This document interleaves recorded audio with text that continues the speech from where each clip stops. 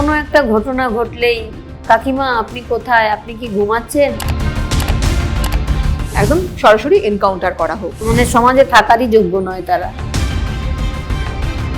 ধর্ষকদের সকালে জমা করা হবে, বিকেলে খরচ করা হবে। ম্যাডাম একটু ফটো তুলতে পারি, এবং আমাকে যেভাবে সম্মান করে তাতে আমার মনে হয় যে পুলিশ পাল্টেছে। আমাকে সেদিন একজন ফোন করে বলছেন, আপনি চেয়ারটার এত লোভ আপনার যে আপনি আপনার মেয়ের বিচার চাইতে ভুলে গেছেন। হেড কালচার মেডিকেল কলেজে এখনো বন্ধ হয়নি, কিন্তু এখানে বড় বড় মাথারা জড়িয়ে আছে, বুঝতেও হবে। আপনি বারুইপুর কবে যাবেন? যাবো বারুইপুরে। দুর্নীতির শিকড় কতটা গভীরে সেটা আমি বার করব। মেয়ের জন্য ন্যায় বিচার চেয়ে লড়াইটা শুরু হয়েছিল, সেখান থেকে আজকে তিনি জনপ্রতিনিধি। ব্যক্তিগত লড়াই থেকে তার নতুন রাজনৈতিক দায়িত্ব, মেয়ের তদন্তের অগ্রগতি থেকে সরকারের কাছে নারী নিরাপত্তা নিয়ে তার কি প্রত্যাশা, এই সবকিছু নিয়ে কথা বলবো। এই মুহূর্তে আমার সঙ্গে রয়েছেন পানিহাটির বিধায়িকা রত্না দেবনাথ। প্রথমে কেটিভি বাংলায় আপনাকে স্বাগত। প্রথমে যেটা জিজ্ঞাসা করব যে কেমন আছেন আপনি? দিন কেটে যাচ্ছে, কোন দিন, কত তারিখ, কতটা সময় কিছুই মনে থাকে না, কারণ রুটিনটাই আমাদের চেঞ্জ হয়ে গেছে। আগে মেয়ে 8টার সময় ডিউটি বেরোতো, তো আমি ভোর 4টের সময় ঘুম থেকে উঠতাম। এখন আর সকালে উঠে এখনো মনে হয় যেন সেই ওর জন্য কাজ করতে পারছি না বলে নয়, কিছুই আর নেই জীবনে, তো সেইভাবেই চলছে। আপনি বিধায়ক, প্রচুর দায়িত্ব বেড়েছে, প্রচুর মানুষ আপনার কাছে আসেন, তো আপনার যে দৈনন্দিন জীবনযাপন সেখানে কিছুটা পরিবর্তন হয়েছে? অবশ্যই হয়েছে। সেখানে তো খাওয়া দাওয়ারই ঠিক থাকে না, কোনো দিন হয়তো সারাদিন খাই না, চলে যায়।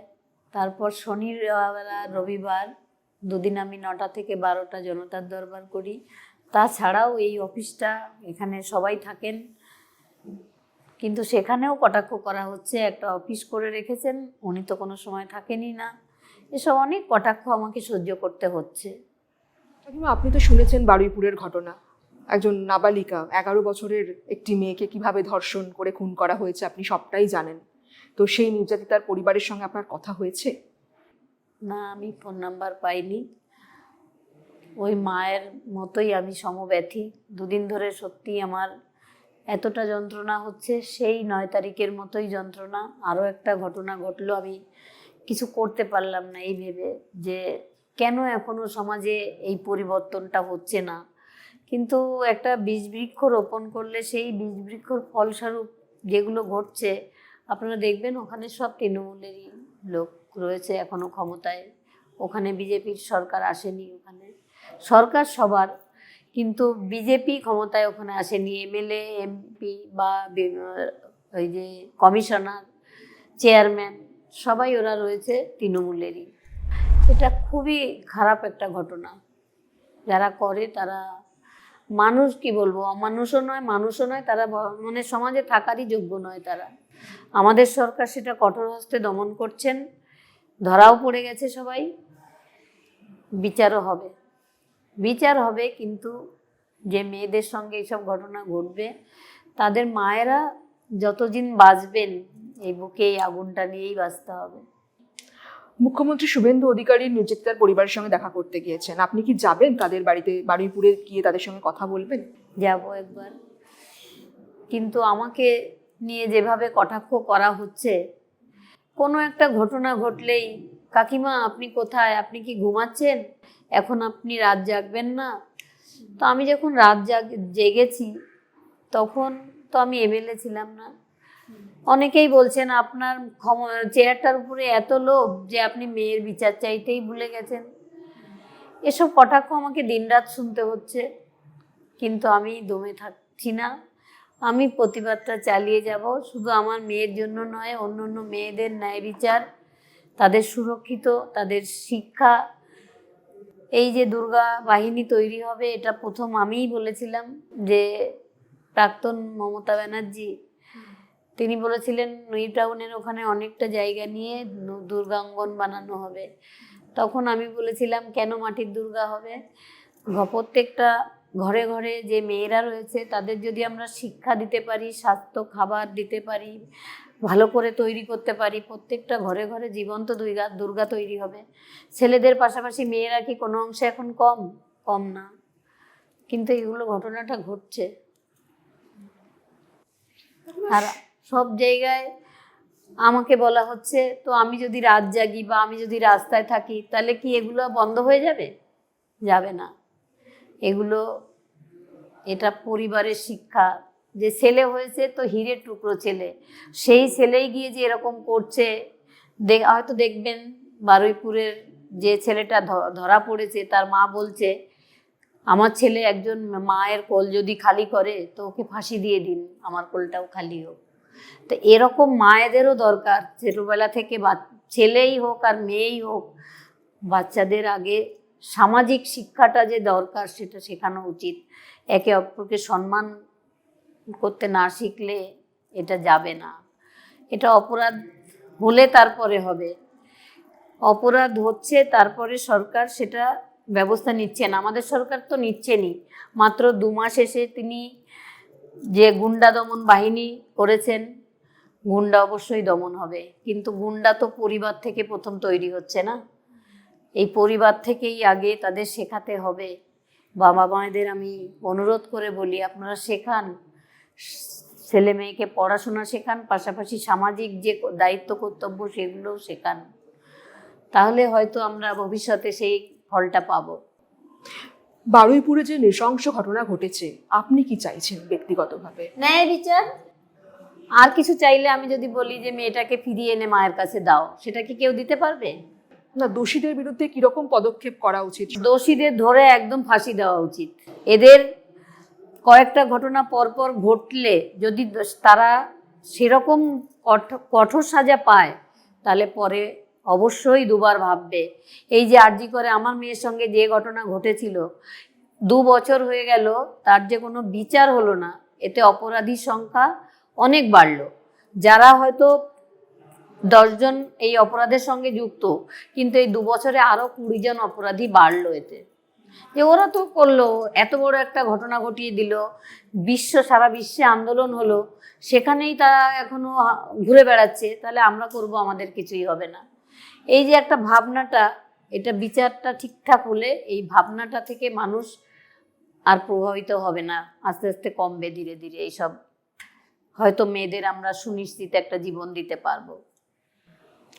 বারুইপুরের ঘটনার পরে সোশ্যাল মিডিয়ায় শুভেন্দু অধিকারীর একটা ভিডিও ক্লিপ খুব ভাইরাল হয়েছে, যে বিরোধী দলনেতা হিসেবে শুভেন্দু অধিকারী বলেছিলেন যে বিজেপি সরকার হলে ধর্ষকদের সকালে জমা করা হবে, বিকেলে খরচ করা হবে। আপনি কি এটার সঙ্গে সহমত? এখন অনেকেই সেটা দাবি করছেন। সকালে ধরা হবে, বিকালে খরচ করা হবে, ক্রিমিনাল তো সব পালিয়েই থাকে। তারা কি আর সামনে আসে? সামনে আনতে যতটুকু টাইম লাগবে সেইটুকু টাইম দিয়ে তাদের সত্যিই তাদের মেরে ফেলাই উচিত। কারণ এরকম কালপিটরা সমাজে থাকলে কালপিটের সংখ্যাই বাড়বে। সোশ্যাল মিডিয়া অনেকে দাবি করছেন যে কোনো বিচার প্রক্রিয়ার মধ্যে তাদের নিয়ে যেতে হবে না, একদম সরাসরি এনকাউন্টার করা হোক অভিযুক্তদের। এটা কি আপনি সমর্থন করেন? পিটিয়ে মেরেই ফেলেছে গ্রামের লোক, সরকারের উপর ভরসা না করেই গ্রামের লোক পিটিয়ে মেরে ফেলেছে। তারা এত অ্যাগ্রেসিভ হয়ে গেছে, তারা নিজে হাতে আইন তুলে নিয়েছে। এটাও তো কাম্য নয়। সরকার একদম কঠোর হস্তে এটা দমন করবেন, এবং সব বলেছেন তো সবার বিচার হবে। আমরা একটু ভরসা করেই দেখি, অবশ্যই বিচার মিলবে। বারুইপুরের নির্যাতিতার পরিবারের অভিযোগ যে তারা পুলিশে অভিযোগ জানানোর পরেও পুলিশ নিষ্ক্রিয় ছিল। এখন প্রশ্ন উঠছে যে সরকার বদলেছে, কিন্তু পুলিশ কি বদলেছে? পুলিশ তো সেই আগের জায়গাতে তাদের একই রকম ভূমিকায় দেখা যাচ্ছে। পুলিশের বিরুদ্ধে কি মুখ্যমন্ত্রী শুভেন্দু অধিকারীর কোনো কঠোর ব্যবস্থা নেওয়া উচিত? আপনার কি বক্তব্য? সেটা নেওয়ার হলে উনি নেবেন, তবে পুলিশ আগের মতো নেই। তার একটা প্রমাণ আমি দিই। 2025 9ই আগস্ট আমি নবান্ন অভিযানে যাচ্ছিলাম, সেখানে মুখ্যমন্ত্রীও ছিলেন, মানে এখনকার যিনি মুখ্যমন্ত্রী। তো আমাকে পুলিশ মেরেছিল, পিঠে পুরো রুলের দাগ হয়ে গেছিল, মাথা ফুলে উঠেছিল, এই যে হাতের শাখাটা আমার এখনো ভাঙা। আমি পড়িনি, আর যেদিন বিচার পাবো সেদিন পড়বো। তো সেই জায়গাটা থেকে এখন পুলিশ তো আমার পাশে এসে দাঁড়িয়ে, ম্যাডাম একটু ফটো তুলতে পারি, এবং আমাকে যেভাবে সম্মান করে, তাতে আমার মনে হয় যে পুলিশ পাল্টেছে। না, সেটা তো আপনি এখন একজন বিধায়ক, আপনি ক্ষমতায় আছেন, কিন্তু যারা ক্ষমতায় নেই, সাধারণ মানুষ, তাদের প্রতি কি একই সমান নজরে তাদের দেখা হচ্ছে? কারণ আমি আমার এলাকা দিয়ে বলি, যখনই আমি অত্যাচারিত হচ্ছে, মেয়েরা আসছে বা ছেলেরা আসছে, যেই আসুক, যার বিরুদ্ধে অভিযোগ করছি, অভিযোগ থানায় সাথে সাথে আমি ফোন করলে সেখানে একদম ধরে নিয়ে যাচ্ছে পুলিশ, একদম অ্যারেস্ট করছে। কিন্তু বারুইপুরে তো সেটা করেনি। বারুইপুরে করেনি কেন সেটাই এবার দেখুন। বারুইপুরে তো আগেই বলেছি আমি, চেয়ারম্যান, কমিশনার, তারা প্রেশার দিচ্ছে পুলিশের উপর, তাই জন্য হচ্ছে না ওখানে। মানে আপনি বলছেন এখনো তৃণমূলের নেতাদের অঙ্গুলি হলেই পুলিশ কাজ করছে না, যেখানে ওরা ক্ষমতায় আছে, সব জায়গায় নয়, যেখানে ওরা ক্ষমতায় আছে সেখানে। থ্রেড কালচার মেডিকেল কলেজে এখনো বন্ধ হয়নি। বিজেপি ক্ষমতায় আসার আগে একটা স্লোগান দিয়েছিল যে ভরসা ইন, ভয় আউট। আপনার কি মনে হয় যে রাজ্যে এখনো পর্যন্ত সেই পরিবেশটা পুরোপুরি তৈরি হয়নি? না, তৈরি হয়নি। 2 মাসে সরকার কি করবে? 12 বছর কি তারও বেশি, 30 বছর ধরে দুর্নীতি, সেটা দুদিনে ভয়ে আউট হয়ে যায়? একটু তো টাইম দিতে হবে না? আপনি বারুইপুর কবে যাবেন? যাব বারুইপুরে। আজকেও আমাদের লয়ারের সঙ্গে কথা ছিল, সেই জন্য আমি আজকেও যেতে পারিনি। বারুইপুরেও যাব। আপনার মেয়ের তদন্ত প্রক্রিয়া যেভাবে এগোচ্ছে তাতে আপনি সন্তুষ্ট? সন্তুষ্ট যে শব্দটা, এই শব্দটা আমার জীবনে আর কোনোদিনও আসবে না।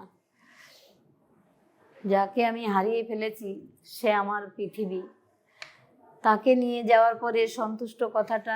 আপনি তো কিছু ব্যক্তির বিরুদ্ধে নির্দিষ্ট করে অভিযোগ করেছেন, তাদের বিরুদ্ধে কি ব্যবস্থা নেওয়া হচ্ছে? তাদের কি তদন্তের আওতায়? অবশ্যই হবে, তদন্তের আওতায় আনা। কিন্তু এখানে বড় বড় মাথারা জড়িয়ে আছে, বুঝতেও হবে একটু। এই যে দিল্লির নির্ভয়া কাণ্ডের সঙ্গে অনেকেই তুলনা করেন আমার মেয়ের ঘটনার সঙ্গে, কিন্তু না, এটা দিল্লির নির্ভয়া কাণ্ড থেকেও ভয়ঙ্কর। কারণ নির্ভয়াকে যারা খুন করেছিল তারা কেউ জমিতে হাল চাষ করত, কেউ বা বাস কন্ট্রাক্টর, এরকম। আর তারা সাথে সাথে ধরা পড়ে গেছিল। মেয়েটার সঙ্গে তার বয়ফ্রেন্ড ছিল, আর আমার মেয়ে একদম সুরক্ষিত বলয়ের মধ্যে। তাকে, তার সঙ্গে যারা ডিনার করলো তাদেরই এখনো পুলিশি আওতায় আনেনি। তাই বিচার প্রক্রিয়াটা দীর্ঘ হবে একটু। তাও তার 7 বছর লেগেছিল নির্ভয়ার বিচার পেতে।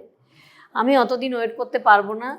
আমি বিচার পাবো শীঘ্রই, খুব শীঘ্রই পাবো বিচার, আপনারাও দেখতে পাবেন। সেদিন রাত্রে পার্টি যে চলছিল সেখানে বহিরাগতরা ছিল। সেই বহিরাগতরা কারা, এবং ডিসি সেন্ট্রাল তিনি একটা সাংবাদিক বৈঠক করে সবাইকে চিনিয়ে দিয়েছিলেন ক্রাইম সিনে কারা কারা ছিল। তো সেখানে দেবাশিস সোম, আশিস পান্ডে, অভিক দে, বিরূপাক্ষ,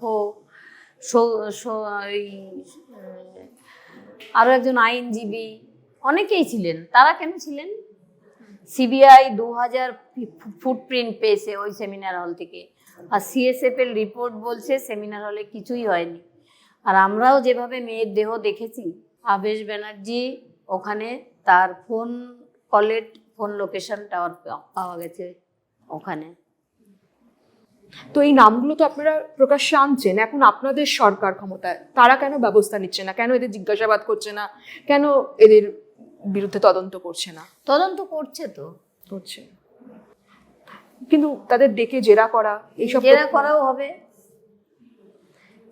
সরকার এসেই তো 3 জনকে সাসপেন্ড করে দিয়েছেন।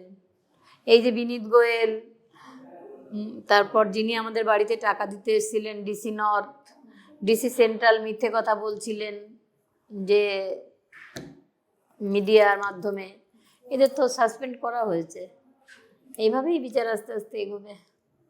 এটা তো বড় বড় মাথা না? নতুন সরকারের কাছে নারী নিরাপত্তা নিয়ে কি প্রত্যাশা রয়েছে?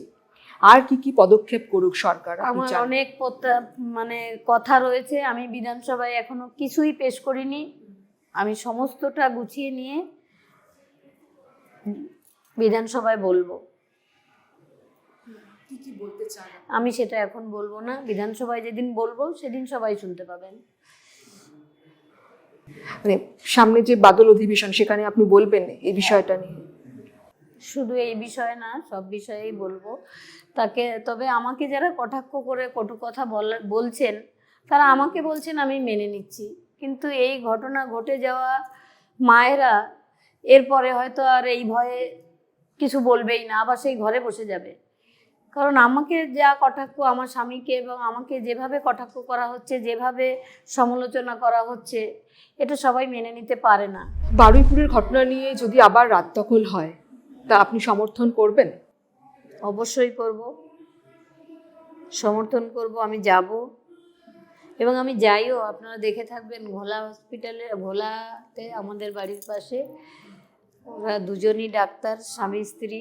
তারা মন্দারমণি ঘুরতে গিয়ে দুজনেই জলে ডুবে দুজনেই মৃত্যুবরণ করেছিলেন। আমি সেখানে গেছি, তাদের বাবা মার সঙ্গে কথা বলেছি, মেয়েটার মায়ের সঙ্গে কথা বলেছি। আমি এগুলো করি। যারাই আমাকে কটাক্ষ করুক না কেন, যতই আমার কষ্ট হোক না কেন, আমি তো যাই এগুলোতে। তাই এখানেও আমি যাব। তামান্নার মা সিপিএমের হয়ে ভোটে দাঁড়িয়েছিলেন, দাঁড়িয়ে আমাকে কটাক্ষ করেছিলেন অনেক।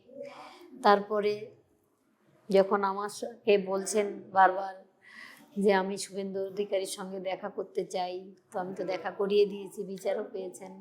কোন কোন কাজগুলো শুরু করতে পারলেন বিধায়ক হওয়ার পরে? শুরু আমি সেইভাবে কিছু করে উঠতে পারিনি, কারণ ইওকে কাজ দিলেই তার হাতে বলে কোনো আমার টাকা নেই। আমি ডিএম অফিস, এসডিও অফিস, এগুলোতে গিয়ে গিয়ে আমাদের ইওকে চেঞ্জ করা হয়েছে। এখন মোটামুটি ড্রেনগুলো পরিষ্কার হচ্ছে, রাস্তাঘাটগুলো একটু পরিষ্কার হচ্ছে। বর্ষাকাল চলে গেলে এটা মানে ভালোভাবে বসে প্ল্যানিং করে আগে ড্রেনগুলো যাতে নিকাশি ব্যবস্থা ভালো হয়, এটা করে তারপর ড্রেনগুলো পাকা করে তারপরে রাস্তাটা করা হবে। এটা এলাকাবাসীর কাছেই আমি সমর্থন চাই সব সময়। এলাকাবাসী আমাকে সহযোগিতা করলে আমি এটা অবশ্যই পারবো। বর্ষার আগে কি কাজ শুরু করা সম্ভব?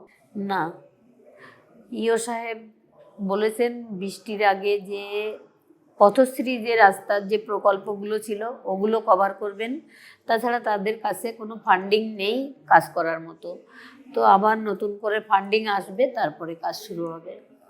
বিজেপি ক্ষমতায় আসার পরে বিশেষ করে আমি বলছি পানিহাটি এলাকায়, আপনি তো বিধায়ক, যারা আগে অসামাজিক কাজকর্ম করতো তারা কি কিছুটা বিরত হয়েছে সেই কাজ থেকে? না না, ওরা কি ভয় পাওয়ার মতো কাজ করে? কিছু কিছু হয়তো দমন হয়েছে, কিন্তু এখনও আছে।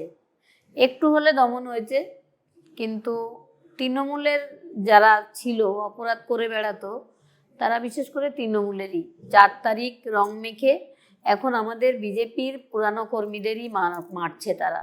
তো আপনি কিছু ব্যবস্থা নিচ্ছেন? হ্যাঁ, ব্যবস্থা নিচ্ছি, পুলিশকে ধরিয়ে দিচ্ছি, কিন্তু আবার তারা কোনো প্রভাব খাটিয়ে আবার ছাড়াও পেয়ে যাচ্ছে। সেটা দলকে জানিয়েছেন? হ্যাঁ, জানিয়েছি। একদম শেষ প্রশ্ন, যে যারা আপনার মতন ন্যায় বিচারের জন্য লড়াই করছে তাদের উদ্দেশ্যে আপনি কি বলবেন? আমি বলবো তাদের করজোড়ে আপনাদের সাথে আমিও সমব্যথী। তবে ধৈর্য হারাবেন না, বিচার অবশ্যই হবে। আর সান্ত্বনা দেওয়া যায়, এর কোনো সান্ত্বনা হয় না। মায়ের কষ্টটা, মায়ের যন্ত্রণাটা, মেয়ে হারানোর যে যন্ত্রণা, সেটা থাকবে মনে। তবুও চেষ্টা করবেন যতটুকু ভালো থাকা যায়। জীবনটা তো এগিয়ে নিয়ে যেতে হয়, তাই বেঁচে তো থাকতেই হবে। যখন ঠাকুর না নিয়ে যাবে তখন তো আর যাওয়া যায় না। আগে যখন কোর্টে যেতাম, কাকুর হাত ধরে আমি কত বলতাম চলো না ট্রেনের তলায় গিয়ে শুয়ে পড়ি, কিন্তু সেটা তো আর জীবন নয়। আমরা চাইলেই মরে যেতে পারি না, তাই লড়াইটাই করতে হবে। লড়াইটাই আমাদের এখন জীবন। প্রত্যেক ফ্যামিলিকে আমি এটাই বলবো। ভালো থাকবেন কাকিমা, অনেক ধন্যবাদ আপনাকে। একদিকে তার মেয়ের জন্য ন্যায় বিচারের লড়াই, অন্যদিকে জনপ্রতিনিধি হিসাবে তার দায়িত্ব পালন, দুটো দিককে সমান গুরুত্ব দিচ্ছেন রত্না দেবনাথ। তার প্রত্যাশা সরকারের কাছে প্রচুর, নারী নিরাপত্তায় আরো জোর দিক সরকার, কিন্তু তার এই প্রত্যাশা বাস্তবে কতটা পূরণ হয় সেদিকেই আমাদের নজর থাকবে।